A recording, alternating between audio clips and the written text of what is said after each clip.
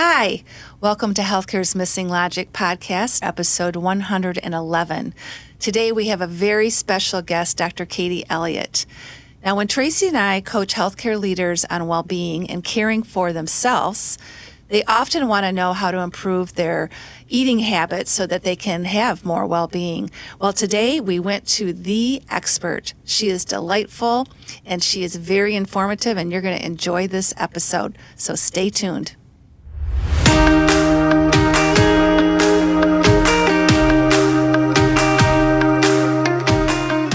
Welcome back to Healthcare's Missing Logic podcast. This is the only podcast that shows you how to leverage polarity intelligence, an essential competency for healthcare leaders, and the missing logic in healthcare, so you can create healthy, healing organizations and become a thriving, resilient, and unstoppable healthcare leader. We are your hosts, Tracy Christofferson and Michelle Trosett. We've been best friends and colleagues for over 30 years. And during that time, we coached healthcare leaders across North America around how to create healthy, healing organizations. Today, we coach healthcare leaders and leadership teams to live thriving, resilient, and balanced lives, combat burnout, and create the best places to give and receive care. This podcast is for the unsung hero of healthcare, the healthcare leader. We want you to know we see you and we'll be here for you each week. In this podcast, we're going to challenge healthcare's industry norms, flip limiting beliefs, and share proven strategies so you can be your best self at work and at home, live and lead intentionally, and experience well-being and joy. We are glad you are here and look forward to sharing the journey with you. If you aren't totally convinced this podcast is for you, just listen to a few episodes and convince yourself. Welcome to another episode of Healthcare's Missing Logic podcast. This is Tracy. And Michelle. And we're back on the airwaves with another incredible guest. Yes, second time around, Dr. Katie Eliot. I like those repeaters. I do too. And you know what? She wants to come back again. So we must be doing something right, Tracy. Yeah, well, and she's got so much to share, right? I know. That's the thing. She's just so much fun and energetic. And, when you're talking about nutrition, that's really something, right? Very passionate. Yeah. So if you missed our first podcast with Dr. Katie Eliot, it was episode number 36. And we talked about burnout through a nutrition's eyes back then. And this time we talked about well-being and what a great role model she is. And she just gave us an episode packed full of great tips. Yeah, it was. And in just a delightful way. Imagine that. Yeah.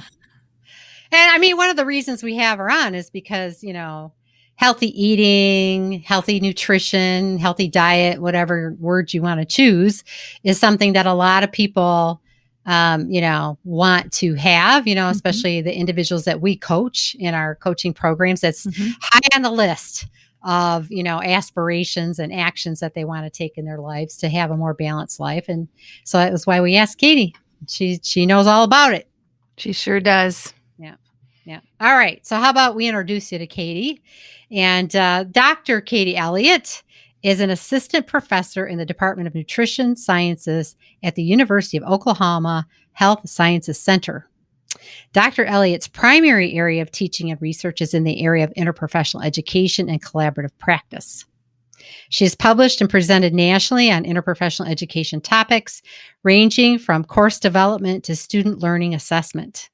Her current research projects include the development of interprofessional competencies for the management and prevention of obesity and a multi-institution study to evaluate interprofessional pedagogy for entry-level learners.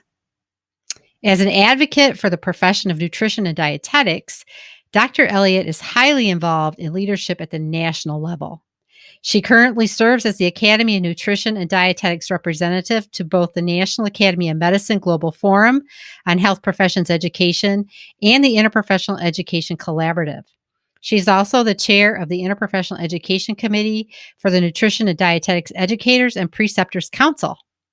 Her most recent honors include receiving the Outstanding Dietitian of the Year Award in 2016 from the Missouri Academy of Nutrition and Dietetics, the Outstanding Dietetics Educator Award from the Academy of Nutrition and Dietetics in 2016, and the James H. Korn Scholarship of Teaching in Learning Award from the Center for Transformative Teaching and Learning at St. Louis University in 2019.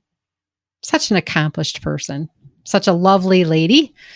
And we just really enjoyed this. So without further ado, here's Dr. Katie Eliot. Well, welcome back to the podcast, Katie. It's so great to see you again. Oh my goodness. Thank you for having me. I've been really excited about today. Yeah, us too. Very excited.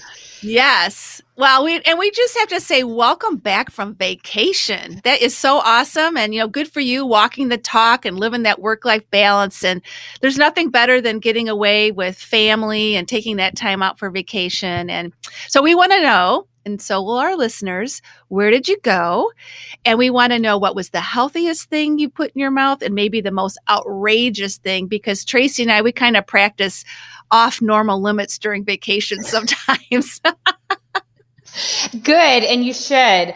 So my family, we were in our motorhome. We drove it to the beach in Northwest Florida. We stayed at a state park, Grayton Beach. It was rated the #1 beach in the U.S. last year. So white sands and just a beautiful ocean. And one of the great things that our family loves about being close to the beach is the seafood. So as far as healthy, and I'm going to talk about omega-3s today, but we had great salmon, we had great fish and shrimp and everything. But as far as the most outrageous, now you guys might not think this is outrageous, but for the dietitian, this is outrageous. I literally had key lime pie every single night. But the best part is that we made a rule for our family that everybody had to be like ready for bed and all sit down together and enjoy our key lime pie together. So that was really the thing that I do, is make sure that we're really enjoying our food together. And so actually, we're going to talk about a little bit of that today as we talk about our topic. Great. Yeah. Oh, I love key lime pie. Sounds great. Sign me up. And seafood. Wow. Yeah, that's awesome. Man, you had it all right there. That's great. Good for you. Good for you. Well, we hear a lot, Katie, about the impact of nutrition and diet on our physical well-being, right? Yeah. And we certainly have experienced the effects when it's not healthy. Right. But what is the nutritional impact on how the brain functions and our mental well-being? Tell our listeners a little bit about that. Wow. Well, first of all, thank you for asking this question, because there really is such a strong connection between what we eat and how we feel, both mentally and emotionally. And one of my philosophies as a registered dietitian nutritionist is that food is really meant to be enjoyed. And I think sometimes when we're just focusing on physical health, we kind of lose track of that.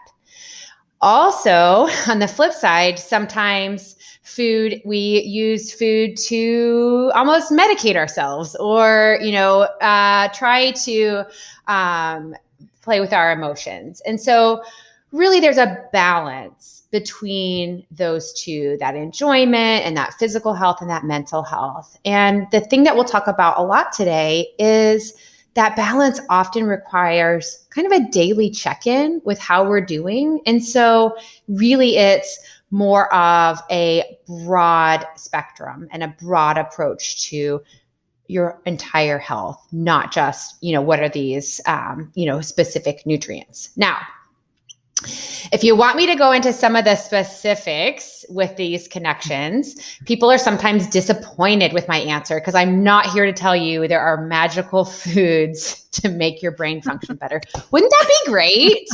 If we could just eat something and be more cognitively with it. Gosh, some days I need that. So it's really more of an overall approach to eating that I think we can strive for. So there's some good news and some bad news. So which one do you guys want first? You want the good news or the bad news first? Bad news. Okay. Rip off the Band-Aid. Let's get it over with. Okay. So here's the bad news.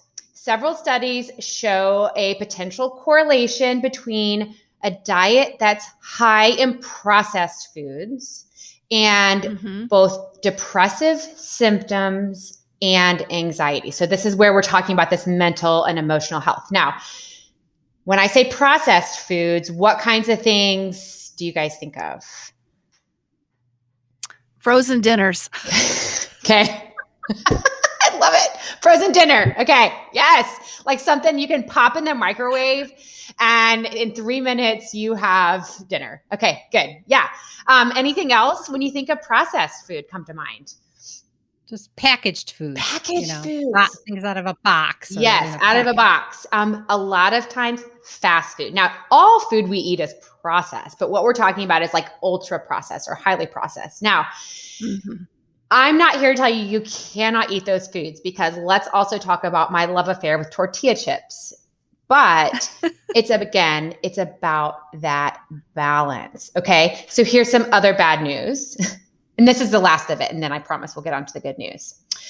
We know that as Americans, we do not meet the established nutrient recommendations. We've got a lot of, and that's our job as dietitians, to know those recommendations, to know what foods we can eat to get them, to help find ways to do that. But the reality is that when we look at our epidemiological data, we're just not meeting those nutrient recommendations, which tells us, in fact, that we are eating a lot of processed food.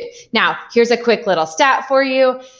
It's estimated that we eat approximately 150 pounds per person of sugar each year. Now, yeah, that's a lot, right? And we make, I mean, don't get me wrong, I'm a contributor to this as well. But what we need to do is kind of make some sense of that and think about it in terms of our mental and emotional health. So are you ready for the good news? Yes. Okay. You're like, come on, bring it on. Okay. Okay. So the good news is that on the flip side of seeing, with the highly processed food, that relationship with depressive symptoms and anxiety, we see that a diet that's rich in whole foods does look to be protective against depression and anxiety. So whole foods, that may or may not be something that our audience is familiar with. So when you guys think of whole foods, do you guys have any ideas what comes to mind when we think of whole foods? Fruits and vegetables. Yes. Fruits and veggies. Yes. What else?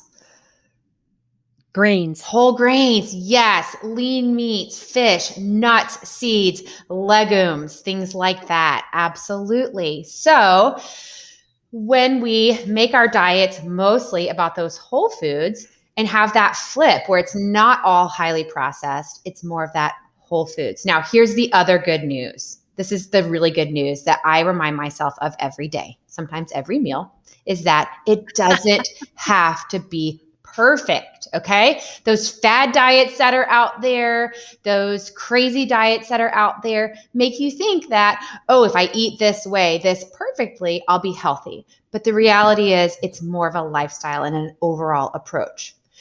So we can talk about some specific foods. I think we'll save that for a little bit later. And I can tell you some ideas of some specific foods that might actually be specifically helpful. How's that? Great. Great. Sounds great. So you're right in a line with, Tracy and I always talk about dynamic balance. So we have to have dynamic balance with our diet too, right? 100%. Yep. I love it. I love it. Well, Katie, we certainly know that the last 12 to 15 months have been extremely stressful. A lot of changes for every single human being on the planet. What have some of the COVID-19 impacts been as far as impacting people's diets and nutrition? What are the registered dietitians seeing out there? We want to know. Oof. Not surprisingly, spring 2020 specifically had a huge impact on nutrition.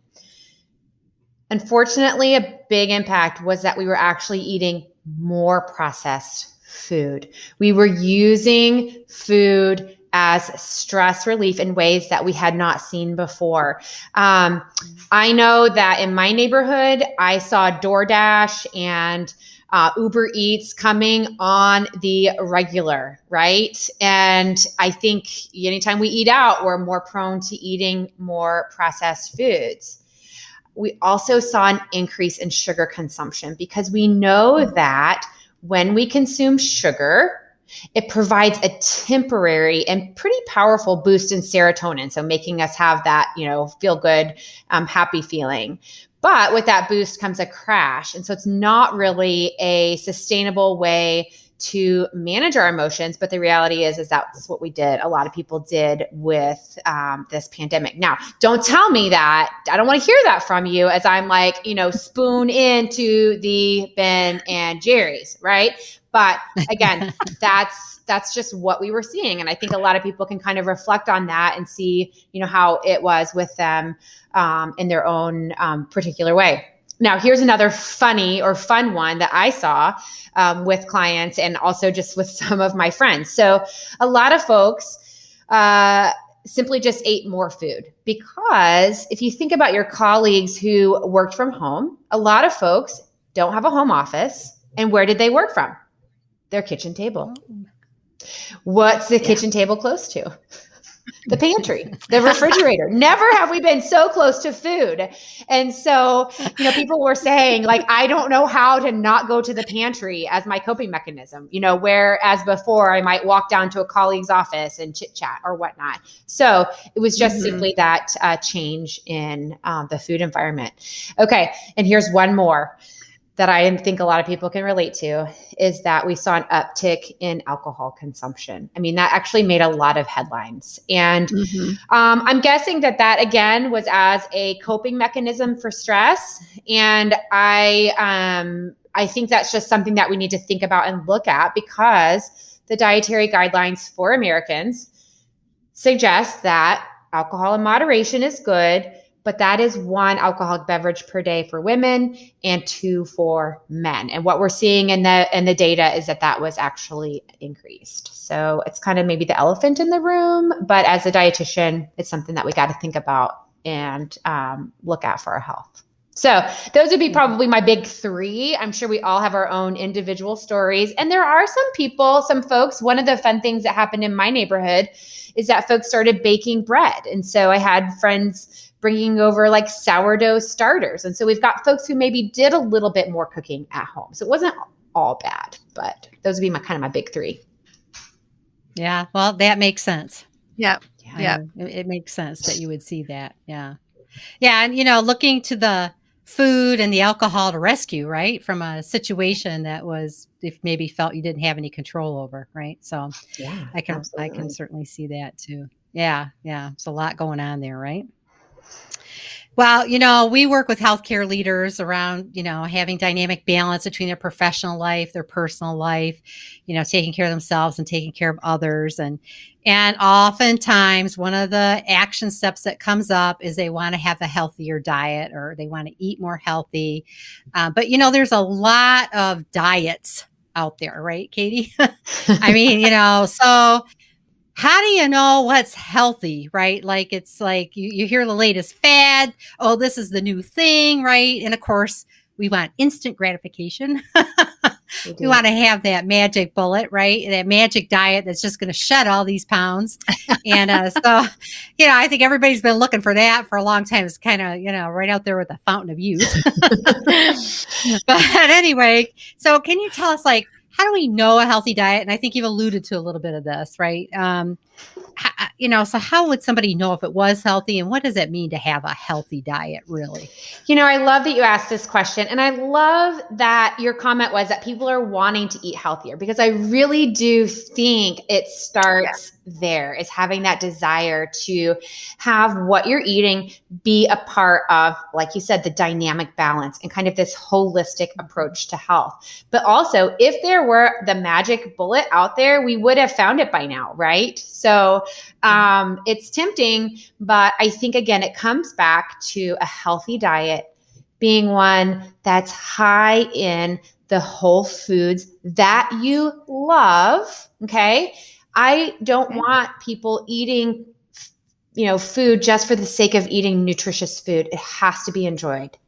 And so again, I want to stress that it doesn't have to be perfect. So give yourself that grace, but also check in and see, why am I eating what I'm eating? Is this about, is the spoon into the Ben and Jerry's about that I am, really hungry right now, or that I need something more emotionally that could be fulfilled in another way? Circling back to my key lime pie, sitting down with my whole family means that I really would have only one slice instead of maybe sneaking an extra one out of the refrigerator, right? Because we're enjoying our food and we're present with our food, right? And again, you can have those processed foods, just that balance between not having quite as much. Now, some specific foods would be foods that are high in omega-3 fatty acids. That would be coming from things like salmon and walnuts and flax seeds and things like that. So if that's not something that's a part of your diet, it could be a good idea to just give it a try and start exploring what some of those foods might be like in your diet. We've also got to make sure that we're getting adequate, high quality protein and getting it spaced throughout the day. That's something that's kind of emerging, coming up and saying that we've got to have good quality protein throughout the day and good fats. Now, here's something else that's coming out in the nutrition research that I think is absolutely fascinating, is the relationship. I know, maybe I'm just the dietitian. I know, I oversold it. Dietitians get excited about this stuff. My kids are always like, Mom, no one cares about fiber. I'm like, no, everyone should care about fiber. Okay, but here's what it is. The relationship between our gut health and our brain health, because we know that we've got a connection between our guts and our brains. And so what we can do for that is really focusing on these food compounds called prebiotics and probiotics. And you guys, I'm sure have heard of those. Your listeners have heard of those, but what does that look like when we're eating food? Well, that looks like, and this may sound scary, but fermented foods. So things like sauerkraut and kimchi, yogurt and kefir and different things that have those good bacteria, and having good gut health, which is going to in turn potentially be good brain health. Now, there's a lot of research emerging in this area. So that's really, I can't get super specific with you and say, oh, here's how much kimchi you need to eat every day. But just kind of, again, thinking about how we could incorporate some of these things into our overall diets. Okay, a couple of other things I wanted to say here.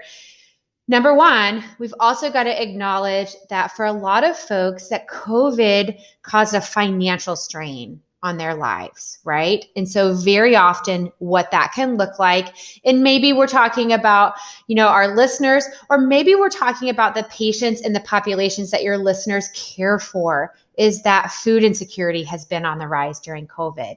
And one of the big parts is that we've got to recognize that frozen and canned fruits and veggies are okay. They're actually a great part. They're less expensive. You don't have to get out there and start eating all this organic, expensive produce. Okay. And so I'm just kind of thinking about that. It's okay to meet these whole foods through some more like canned or frozen. Okay.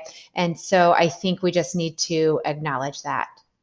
And then again, you've already said it. Don't get sucked into the trendy diets. Okay. Yeah. Because really what we know is that folks get on crash diets, they don't work, they get off of them, and we really don't end up anywhere healthier. So that's really probably my take home message on that one. Yeah. All right. So I got to sneak in another question here. Sure. What is your thoughts as a dietitian on intermittent fasting? Oh, great question. Also a very interesting that's a big area. thing right now. It is. And one of the things, and this is always one that my students love to write research papers about, and I love it when they do, because then I get to be up and up on the latest research. So, there's really no hard or fast answer here yet, as far as, is there a standard for how often we should be fasting?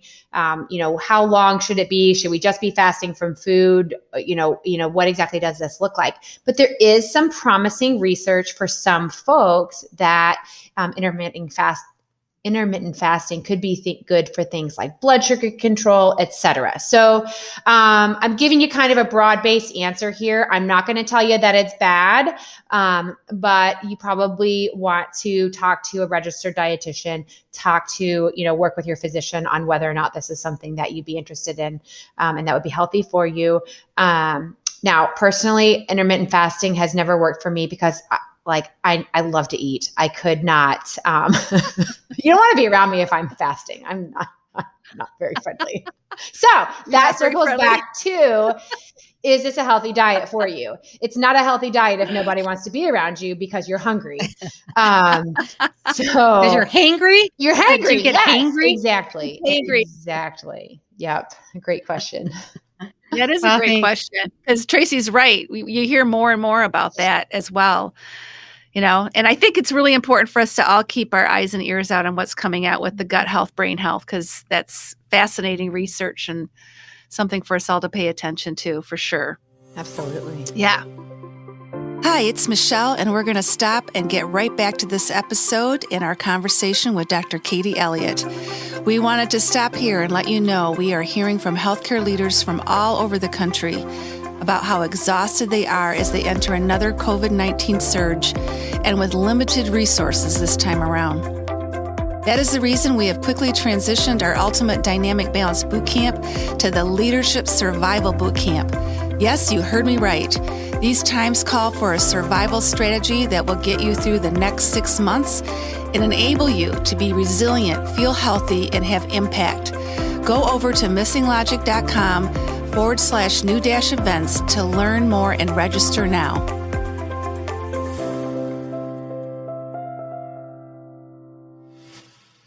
Well, Katie, we've already talked a little bit about how Tracy and I are all about dynamic balance, and we know that there needs to be a selective yet balanced approach to our nutrition in order to achieve that ultimate state of well-being. What tips do you have for our listeners on managing their state of well-being and their mood with food? What a great question. And I've been a dietitian. It'll be 19 years in August. And I've really been saying this kind of my whole career, is that we've got to plan ahead. You've got to have an idea of what healthy foods you want to have on hand so that you're less tempted to stress eat those highly processed foods. And again, I'm not saying you can't have the Ben and Jerry's. I have been on TV shows saying dark chocolate is a healthy, sweet treat, and it actually is. So it's not that those things can't be in your house and in your food environment. But again, get out that grocery list, plan ahead, and so that you've got those healthy foods on hand.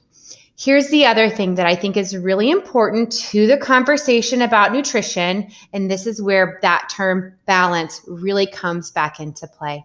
You've got to get enough sleep. Why is a dietitian talking about sleep? Do I need to stay in my lane? This is my lane, because so much research shows us that when we are sleep deprived, that we eat more poorly, we don't make good choices, we don't get those hormones refreshed in our body that help control our appetite, that help us make those good choices. And so getting enough sleep is hugely important. And the other thing, really the trifecta, is moving your body in ways that you enjoy.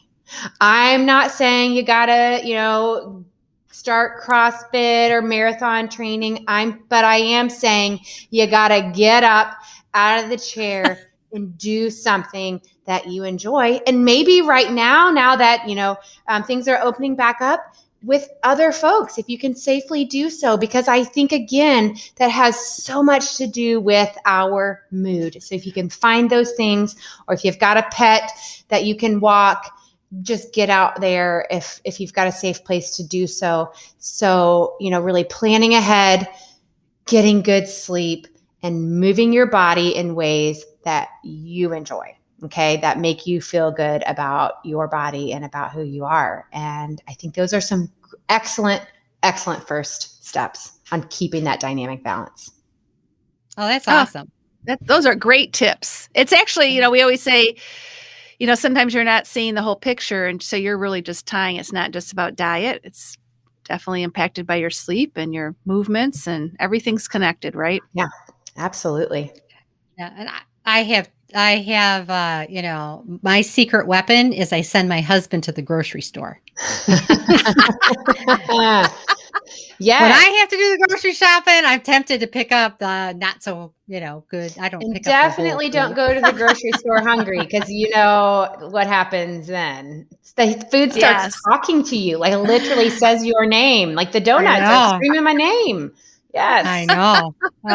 I know. It's really challenging. But so I think in the planning ahead, it's not just having, for me, it's not just having, those whole foods, but it's not having the other foods. Yep. So if I don't have it here, I'm not eating it. Mm-hmm. Right. Yeah. Exactly.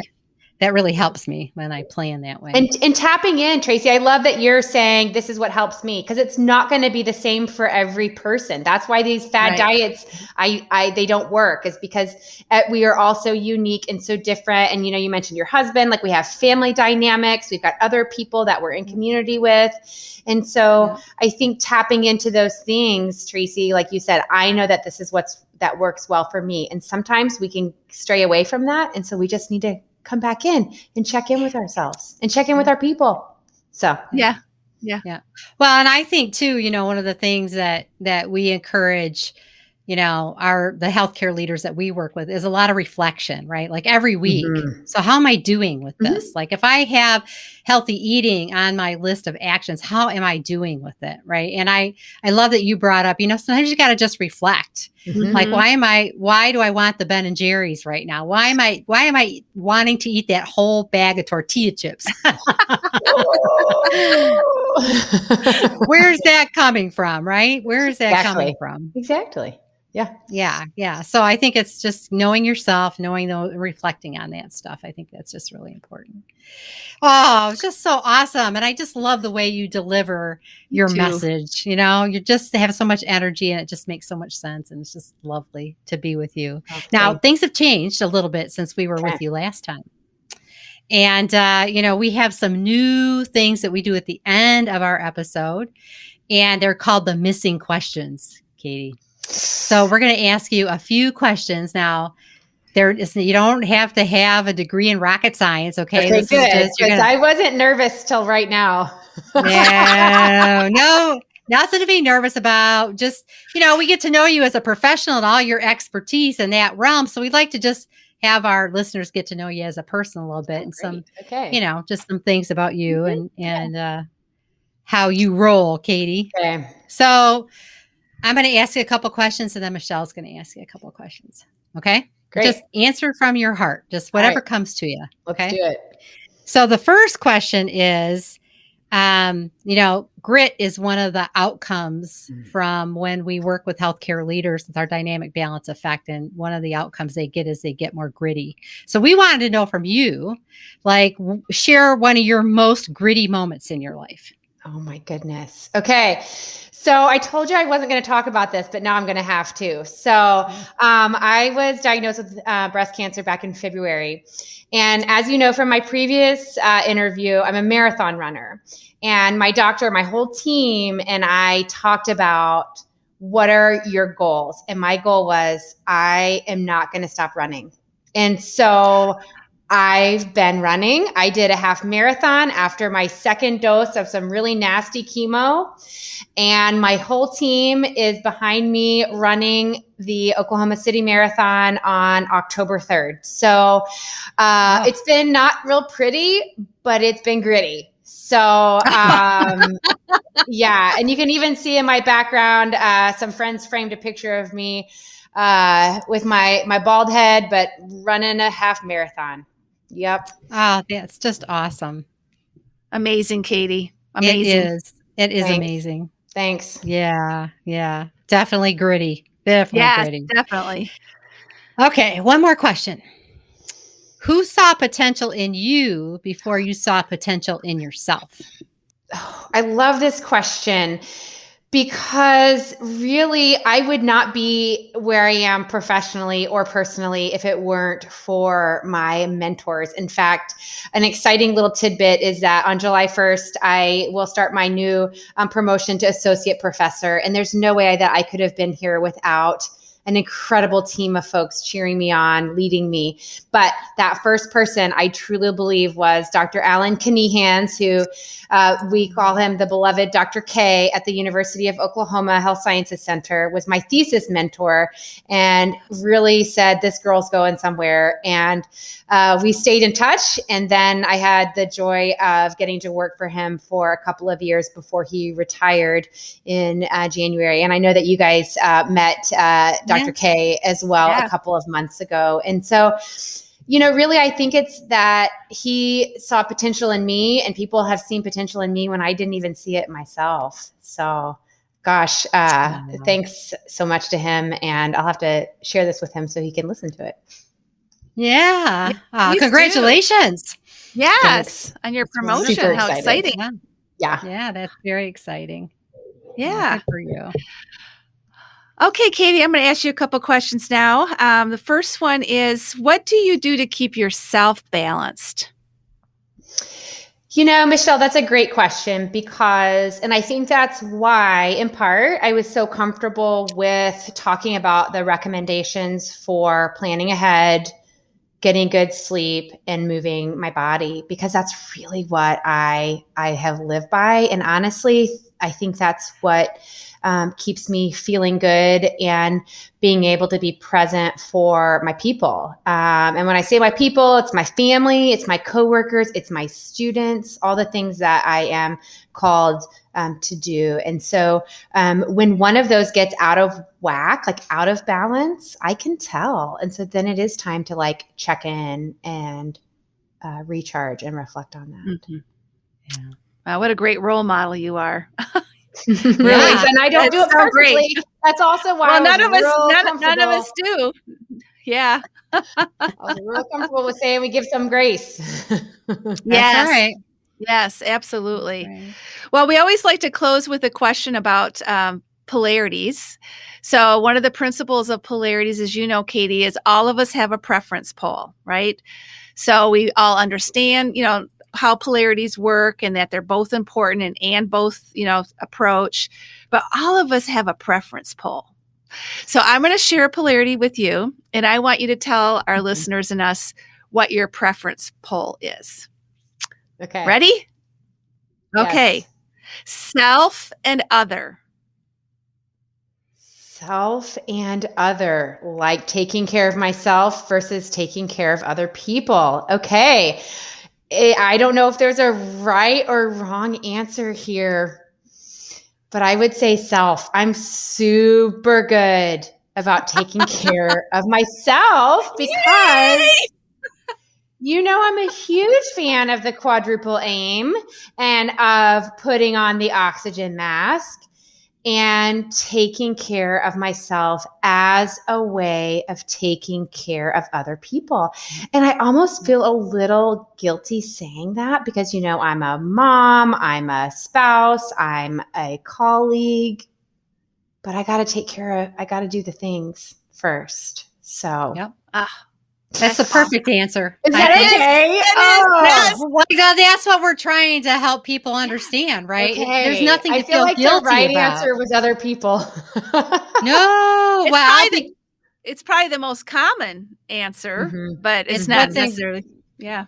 It's what's ingrained in us, right? It's a belief we have as women, mothers, healthcare clinicians, right? It's all about the other, and that's what we're just trying to help people realize too is you don't neglect yourself. I mean, you can't pour from an empty cup, right? You can't give to others if you don't give to yourself first. And it's not selfish. And I haven't always done a great job of it. And so I think, now that I can reflect on when am I available to people the most, it's when I've gotten good sleep, I've exercised, and I've eaten well. Yep. Yeah. So, wow. Awesome. Awesome answer. Yes. Love it. That's it. No more missing questions. Woo! Okay. That last one was hard. Do you know what I thought you were going to ask me? I thought you were going to ask me salty or sweet.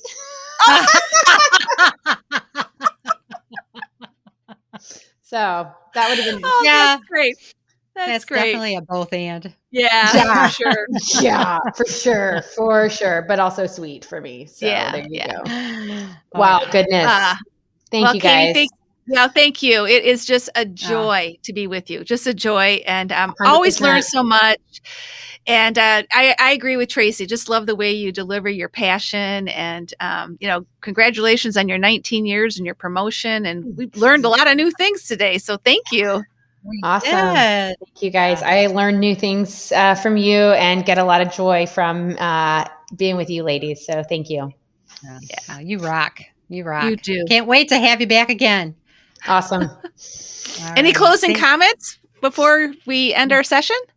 Tracy said, I can't wait to be with you again. And instantly my mind went to, what could we talk about next? So, I think that's the fun part about being in these interprofessional relationships as colleagues and now friends is really let's think about some other fun things we can do and fun ways to get out there. And you guys just keep on doing the great work that you're doing and being those shining stars who are lifting up healthcare professionals and leaders when we need it the most. So just kudos to you. Oh, thank you, Katie. Thank you. And that's a wrap, folks, for another Healthcare's Missing Logic podcast. And we will see you next time. Yeah. Stay healthy, stay safe. See ya later.